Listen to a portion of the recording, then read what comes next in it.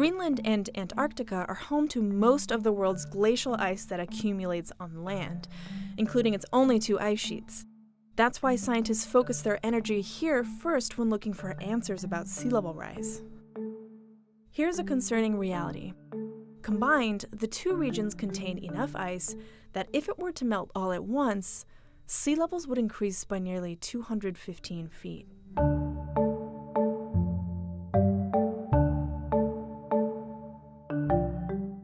Now, that isn't going to happen anytime soon, but even a few feet of sea level rise, much less 215, would be disastrous for the planet's coastal communities. For most people, these processes are happening so far away that it's hard to imagine how melting at the poles even occurs. Let's lay some groundwork. A healthy glacier is one that accumulates the same amount of snowfall as it loses. It's a system in balance. Unfortunately, today's glaciers and ice sheets are not in balance. Here's what that actually looks like. In Greenland, when warm summer air melts the surface of a glacier, the meltwater drills holes down through the ice. It makes its way down to the bottom of the glacier where it runs between the ice and the bedrock, and eventually shoots out in a plume at the base of the glacier. The meltwater plume is lighter because it doesn't contain salt. It's fresh water. It rises toward the surface, mixing warm, salty ocean water upward in the process.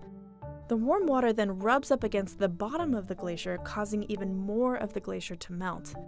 This often leads to calving, where ice cracks and breaks off into large icebergs.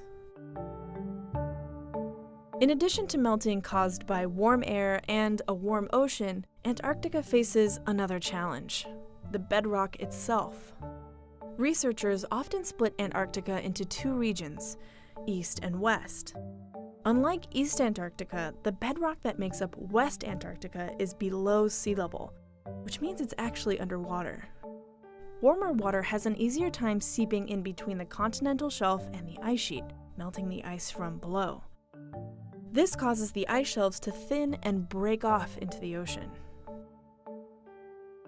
Melting and ice loss have accelerated at both poles in recent years.